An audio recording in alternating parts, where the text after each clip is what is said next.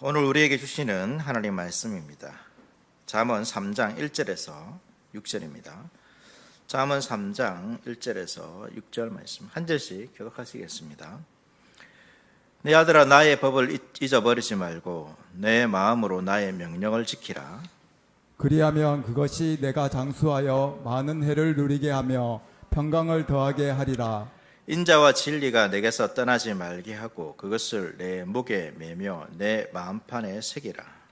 그리하면 내가 하나님과 사람 앞에서 은총과 귀중히 여김을 받으리라. 너는 마음을 다하여 여호와를 신뢰하고 내 명철을 의지하지 말라. 너는 범사에 그를 인정하라. 그리하면 내 길을 지도하시리라. 아멘. 네. 하루의 일상을 보내고 또 일해서 일을 하시고 또 피곤하신 가운데서도 이 자리에 나오신 모든 분들을 환영하고 축복합니다. 주님께서 우리와 함께 하시고 또 이 말씀을 통하여서 또 소망을 주시고 또 이 땅을 살아갈 수 있는 능력을 우리에게 주실 줄 믿습니다. 오늘 말씀은 이제 하이델베르크 요리문답 제39절 104문답, 한 문답이죠. 요리문답은 3문, 그러니까 3부로 되어 있다고 말씀드렸고, 이 3부는 감사하는 삶, 우리가 감사하는 삶을 살아야 되는데, 십계명을 배우면서 우리가 어떻게 감사해야 되는가? 그러니까 십계명은 단순히 내가 명령을 지켜서 하나님의 복을 받는 것이 아니라 하나님의 백성으로서 감사하는 삶의 원리가 무엇인지 알려주는 것이 십계명입니다. 오늘 문답은 십계명 제5계명이죠. 내 부모를 공경하라라는 말씀입니다. 우리가 잘 알고 있듯이 이 십계명은 두 부분으로 되어 있습니다. 1에서 4계명은 하나님을 향한 직접적인 예배, 섬김을 이야기하고 있고 5에서 10계명은 이웃을 통한 하나님을 향한 섬김의 모습을 보여주고 있습니다. 그래서 이 내 부모를 공경하라 말씀으로 이제 시작하는데, 여러분 이 말씀을 들을 때 우리가 보통은 이제 그냥 도덕법처럼 생각합니다. 그러니까 일반적으로 이 세상에서 부모가 있으면 자녀들은 반드시 그냥 이제 효를 해야 되는 거죠. 공경을 해야 한다는 거죠. 그런데 단순히 이것을 여러분 도덕법으로만 생각하면 어떻습니까?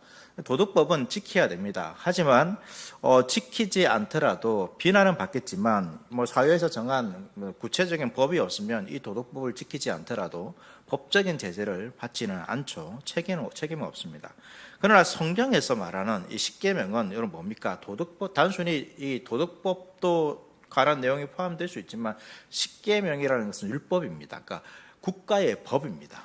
그러니까 법으로서 내 부모를 공경하라라고 정해놓은 것입니다. 그러니까 이것을 지켜도 되고 안 되고 하는 그런 것이 아니라, 개인의 선택에 있는 것이 아니라 국가의 법이기 때문에 반드시 지켜야 하는 것이니까 율법으로 정해놓은 것이죠. 왜 이렇게 했느냐? 이것은 단순히 한 가정, 개인의 문제가 아니라는 거죠. 국가와 이 사회의 문제로 보는 것입니다. 그만큼 내 부모를 공경하라, 이 계명은 단순히 부모와 자녀 사이에만 존재하는 그러한 명령이 아니라 국가와 사회 전체, 그러니까 하나님 나라 백성으로서 전체 어떻게 살아가야 되는가라는 것을 보여주는 여러분 중요한 법인 거죠. 그렇죠?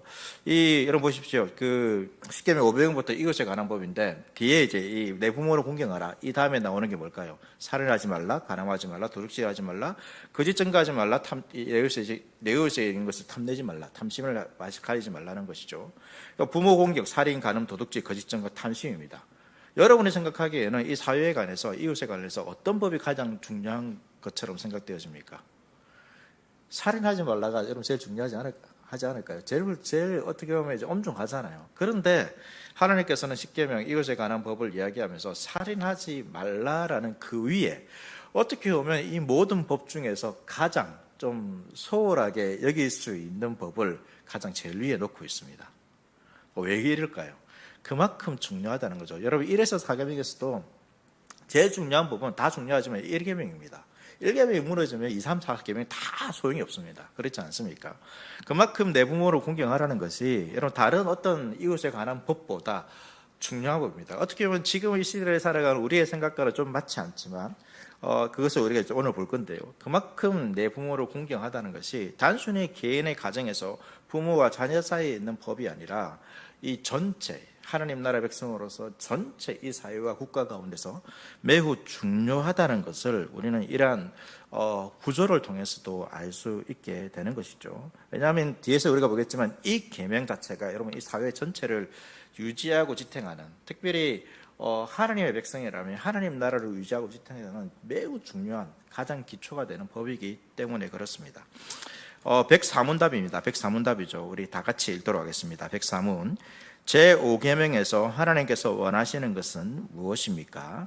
나의 부모님 그리고 내 위에 있는 모든 권위에 모든 공경과 사랑과 신실함을 나타내고 그들의 모든 좋은 가르침과 징계에 대해 합당한 순종을 하며 또한 그들의 약점과 부족에 대해서는 인내해야 합니다.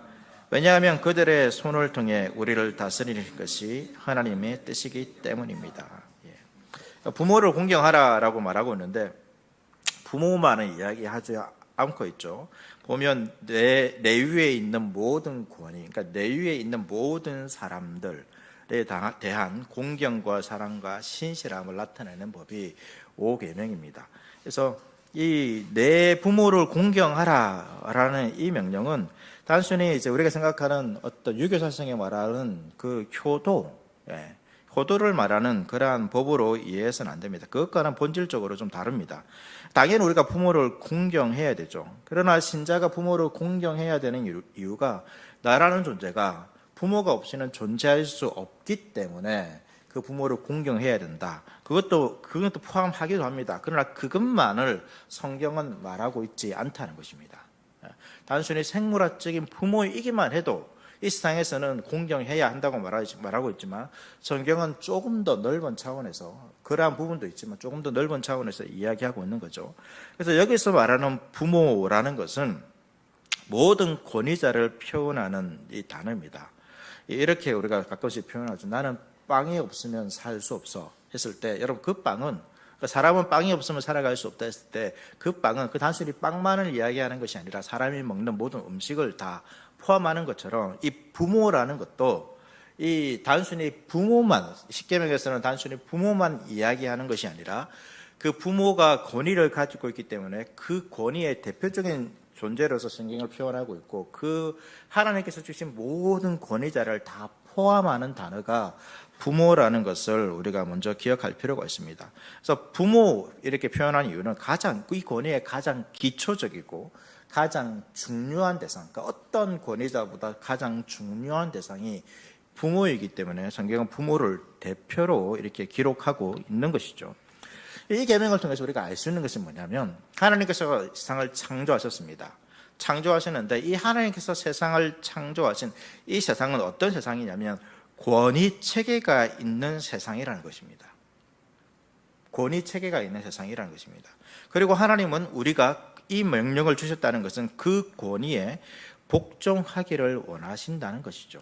그리고 십계명에 이 계명이 들어있다는 말은 여러분 반대로 보면 사람은 어떻다는 것입니까? 사람은 권위에 복종하기를 원할까요? 그렇지 않습니다.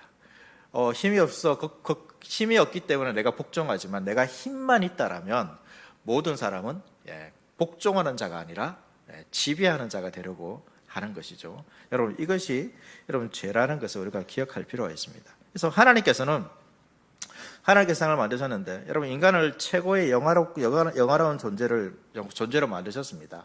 그리고 하나님께서 주신 이 영광, 인간에게 주어진 이 영광, 지위는 하나님의 권위 아래에 있을 때만 누릴 수 있는 것이죠. 그러한 영광입니다. 그런데 여러분 죄가 뭡니까? 죄가 선악을 알게 하는 열매를 따먹으면서 내가 하나님처럼 되겠다는 거죠. 나는 더 이상 하나님의 권위 아래에 있지 않겠다는 것입니다. 그리고 하나님처럼 하나님과 동등한 존재가 되겠다. 그런 시도가 선악을 알게 하는 열매를 따먹는 것이죠.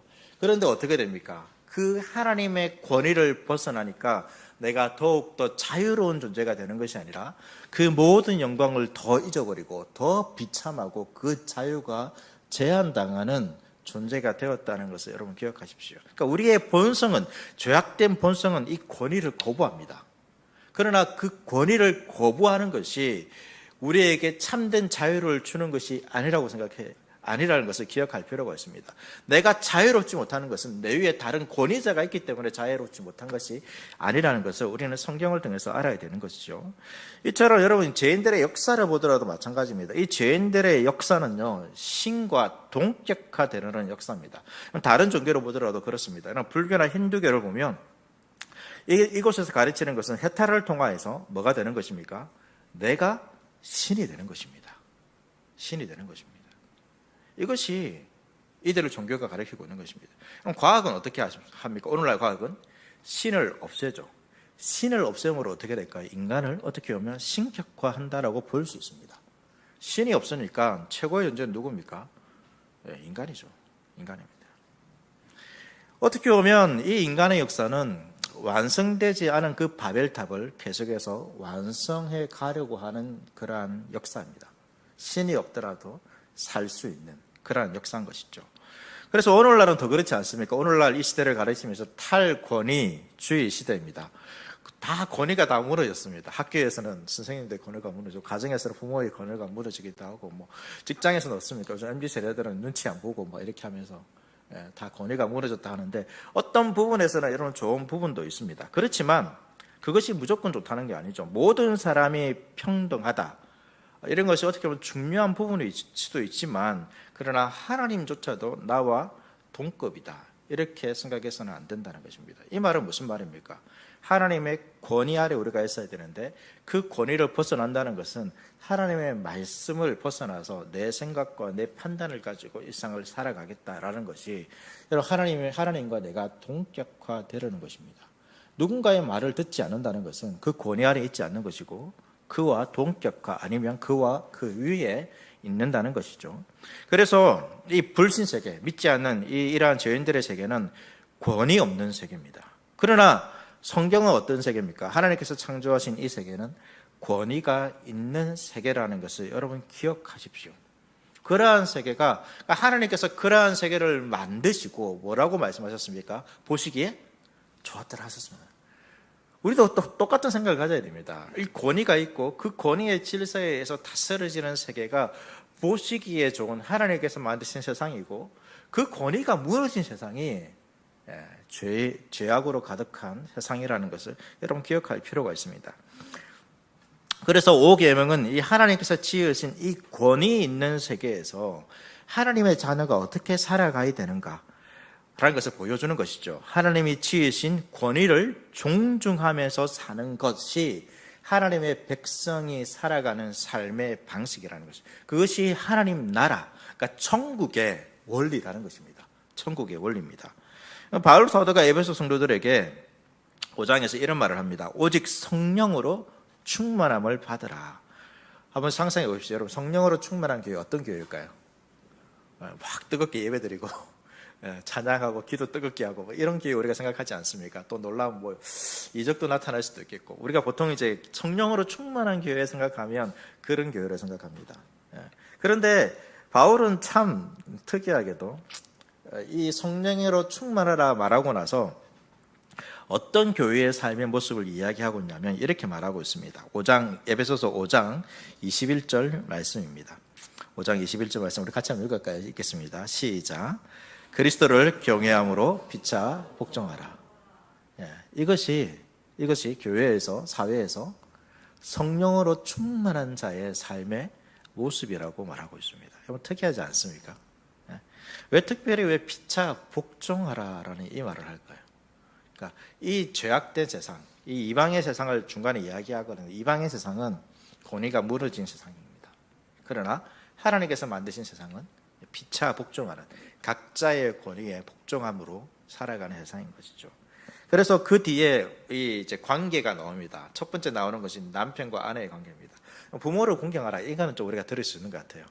그런데 이제 이 남편과 아내의 관계에서 아내에게 뭐라고 말하고 있습니까? 남편에게 복종하라.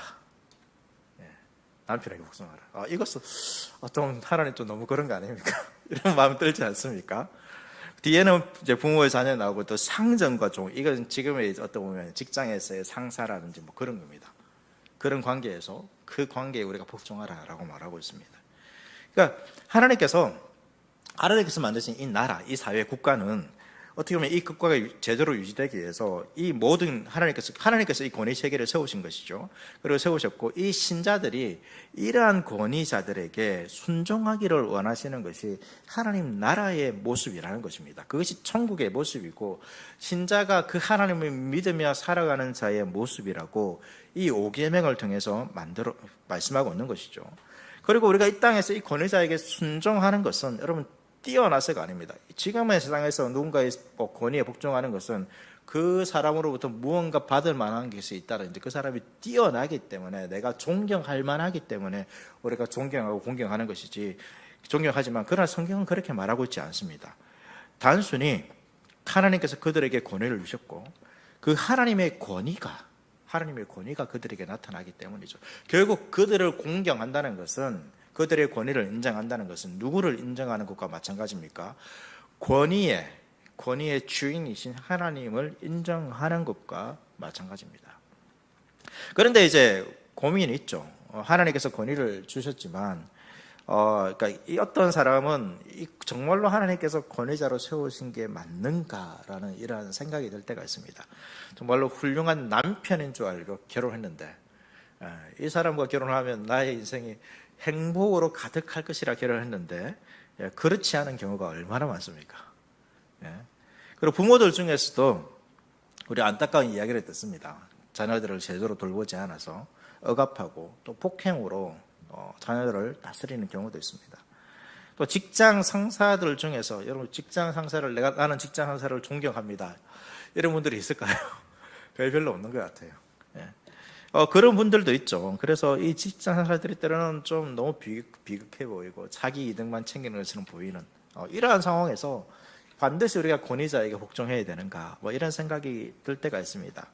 그래서 이런 사람들을 만나면 이런 생각이 드는 거죠. 하나님께서 저 사람을 권위자로 세우지 않았을 거야, 저 사람은 아닐 거야, 이런 생각을 하는 거죠. 그리고 이런 생각이 들면 순종하기 싫습니다. 하나님께서 세우지 않았는데 내가 왜 인정해야 되는가, 이런 생각이 들죠. 그러나 여러분, 이런 생각을 시작하게 되면 우리가 순종하는 것은 불신자들이 그들에게 순종하는 것과 마찬가지입니다. 여러분, 불신자들, 세상 사람들이 어떤 직장 상사들, 권위자들에게 순종하는 이유가 뭘까요? 직장은 그거죠. 그 권위자들이 월급을 주기 때문입니다. 돈이죠. 아니면 내가 억압을 당하지 않기 위해서, 불이익을 당하지 않기 위해서 순종합니다. 그러나 신자는 달라야 한다는 거죠. 신자는 달라야 됩니다. 신자는 하나님께서 자기 상사를 정하셨다는 확신 속에서 여러분 그들을 대해야 합니다. 이러한 표현들이 오늘날에도 더 그렇지만 이제 마음이 안 다가올 수도 있습니다. 저도 하나님 말씀에 순종해야지만 때로는 그럴 때도 있습니다. 부교육자로 지내면서 제가 부교육자로 지냈기 때문에 그런 마음 들 때가 있습니다. 그런데 여러분, 이 5계명과 이 5계명이 이제 출애굽을 한 이스라엘 백성들에게 주었지 않습니까? 여러분, 그 시대의 배경을 보십시오. 그 시대는 지금보다 어떤 인권이나 이런 평등이라는 것들이 더 없는 시대입니다. 그리고 바울이 또 로마서에서도 말하죠. 위에 있는 이제 권세자들에게 복종해라 라고 말하고 있습니다. 그럼 그 사이에 그 바울이 편지를 적고 있을 때에 여러분 어떻습니까? 그리스도인들은 매우 비참한 상황이 있습니다. 그러니까 이 당시에 이 명령을 들었을 때에 이 그리스도인들은 어떻게 보면 지금보다는 더 이 말씀에 순종하기 힘든 상황이라는 거죠. 그럼에도 말하고 있습니다. 왜 그럴까요? 그것이 하나님께서 허락하셨기 때문에, 하나님을 믿는다라면, 하나님께서 만든 세계가 그렇다라면 그 말씀을 따라 살아가는 것이죠. 그래서 마찬가지라는 것입니다. 그러니까 그러한 상사들이 그들의 손을 통해서 우리를 다스리는 것이 하나님의 뜻이기 때문에 우리는 그들에게 복종해야 하는 것이죠. 그래서 하나님께서 세우신 것입니다. 하나님께서 세우셨기 때문에 합당한 태도를 취해야 하는 것이고, 요리문답에 쓰면 그들에게 공경과 사랑과 신실함으로 대라라고 말하고 있는 것이죠. 자, 그러면 이제 무조건 절대적으로 순종해야 되는가 복종해야 되는가 이런 생각을 할 수도 있습니다. 그렇지만 그렇지는 않습니다. 절대적인 5계명이 절대적인 맹종을 가르치는 것은 아닙니다. 하나님께서 이들을 세우셨지만 이들도 역시 인간입니다. 인간이기 때문에 그들의 말과 행동에서 분명한 약점이나 부족함도 있습니다. 아무리 보아도 여러분 이 권위자의 판단이 틀린 것 같을 때가 있죠. 그렇습니다. 부모와 자녀가 싸우는 이유가 무엇입니까? 자녀가 볼 때는 말이 안 되는데 부모는 맞다 생각하니까 이럴 때 우리가 싸우는 경우도 있는 것처럼 누군가의 판단이 틀린 것처럼 보일 때도 있습니다. 그럴 때 무조건 순종해야 하는가? 그렇지 않다는 것입니다. 그렇다고 해서 그러면 불순종해야 되는가? 그렇지도 않다고 말하고 있습니다. 어떻게 해야 되는가? 참 요리문답은 뭐라고 말하고 있냐면 기본적으로 여러분 인내하라고 말하고 있습니다. 인내하라고. 하나님께서 훌륭한 상사를 주신 것은 우리에게 복종의 도를 가르치기 위한 것이고요. 연약한 상사를 주신 것은 우리에게 인내를 가르치기 위해서, 인내를 가르치기 위한 것입니다. 그러나 이제 단호하게 거부, 인내도 하지 않아야 될 경우도 있습니다. 그건 뭐냐면 죄입니다. 죄를 명령할 때는 거부해야 됩니다. 연약함과 부족함은 뭡니까? 죄는 아닙니다.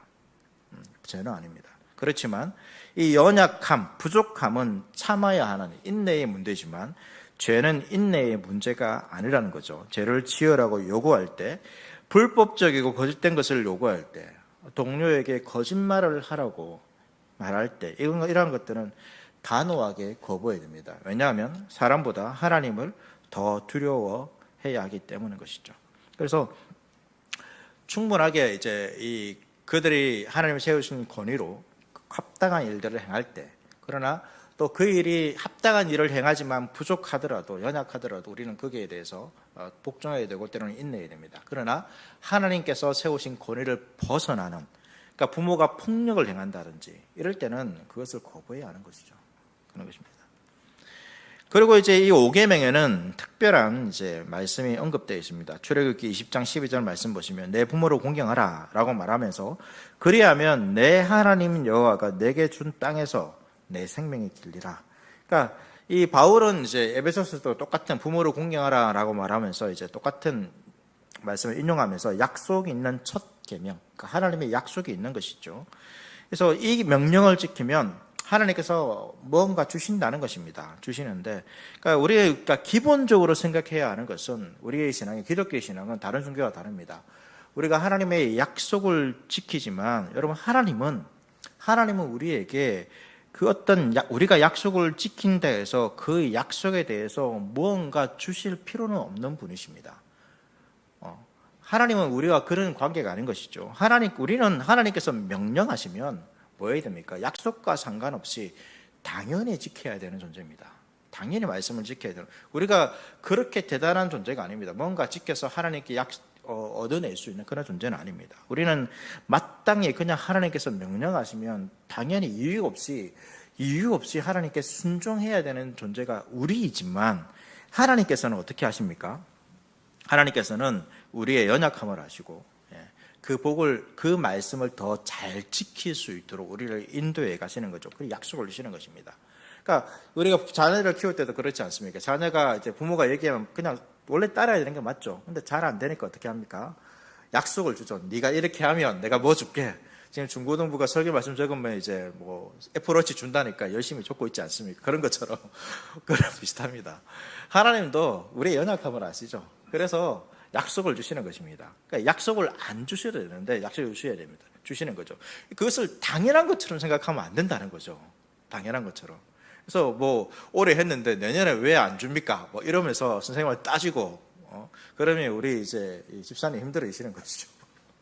지금도 아마 빚내야 되나 말아야 되나 좀 줄었습니까 사람들이? 이런 고민을 하는데 그런 것입니다.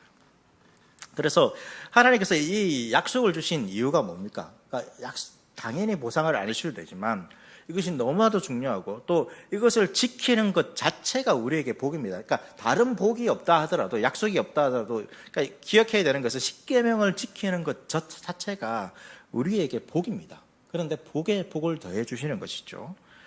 그러면서 이제 여기 있는 말씀을 좀 기억할 필요가 있습니다.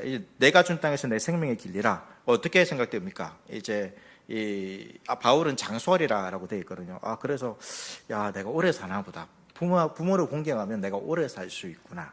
이런 생각을 할 수도 있는데요. 그러나 이 말씀을 조금 더 우리가 정확하게 이해할 필요가 있습니다. 이 출애굽기 말씀에서 내게 준 땅, 이 땅은 어떤 땅이죠? 가나안 땅이죠. 가나안 땅입니다. 그리고 이 땅은 그냥 여러분 이스라엘 백성들이 들어가는데 아무런 문제가 없는, 정복하고 나서도 이제 아무런 문제가 없는 평화롭게 살 수 있는 그런 땅이 아닙니다. 주위에 수많은 대적들이, 다른 나라들이 시시탐탐 이 이스라엘을 노리고 있는 것이죠. 실제로 이 여호수아 때 정복하고 나서 그 다음 시대가 사사시대 아닙니까? 매번 어떻게 됩니까? 주변 나라로부터 공격을 당하고 있습니다. 그러니까 평화로운 땅이 아닙니다. 그러니까 이 땅에서 이스라엘 백성들이, 하나님 주신 이 땅에서 이스라엘 백성들이 오래 살아야 되는데 어떻게 하면 그렇게 살 수 있는가? 이 땅에서 오래 살 수 있는가? 하나님께서 답을 주셨습니다. 그 답이 뭡니까? 하나님의 말씀을 지키면 됩니다. 순종하면 됩니다. 그래서 가나안 땅을 정복하고 나서 중요하게 가르치던 게 뭐냐면, 너 후손들에게 하나님의 말씀, 하나님께서 어떻게 행하시는가, 그 말씀을 잘 전수해 주라라고 말하고 있는데, 사사시대가 실패한 이유가 무엇입니까? 이스라엘이 약했기 때문이 아닙니다. 그 말씀의 전수, 그러니까 다음 세대, 하나님의 역사를 기억하지 못하는 다음 세대가 나타나서 이스라엘이 사사시대 가운데서 고통을 당하게 되는 것이죠.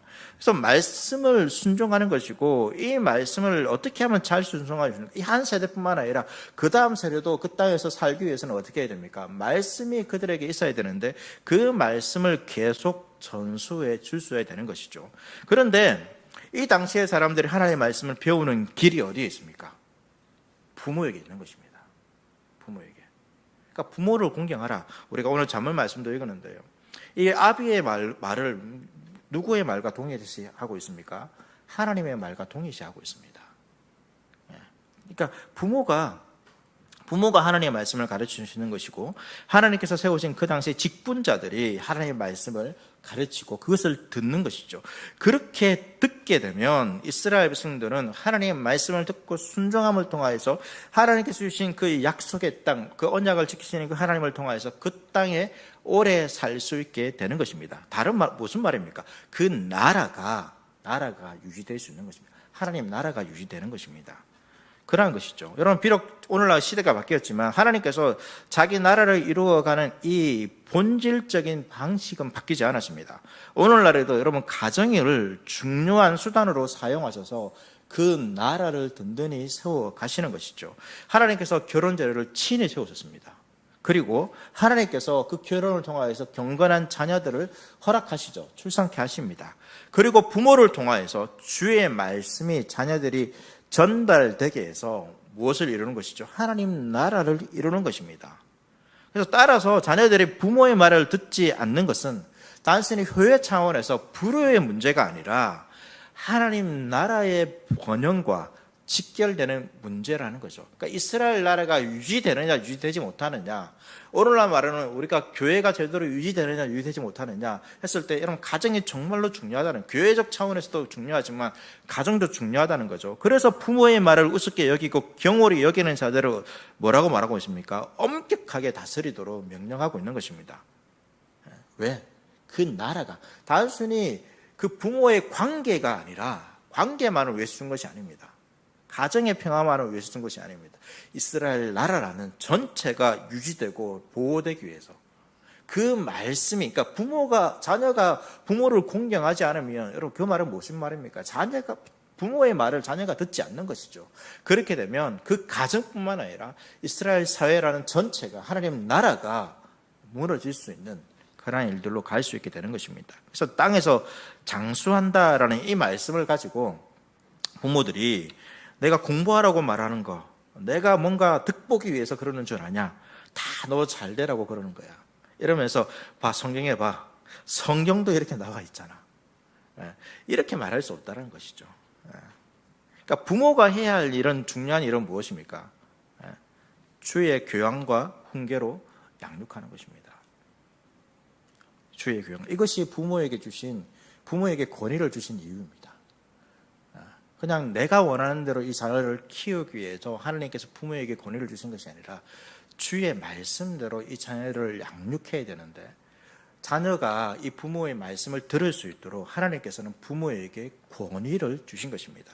이것이 가장 권위를 제대로 사용하는 것이고 중요하게 사용되어야 될 부분입니다. 다른 여러 부분도 있겠지만 이것을 위해서 하나님께서 우리에게, 부모에게 권위를 주셨다는 것을 기억해야 됩니다. 그리고 그 말을 잘 들을 때에 우리의 자녀들이 어떻게 됩니까? 잘 되고 이 세상에서 장수하는 것입니다. 단순히 생명을 기르는 것이 아니라 사회가 안정적으로 유지되기 때문에 어떻게 될 수 있습니까? 참 오래 살 수 있는 것이죠.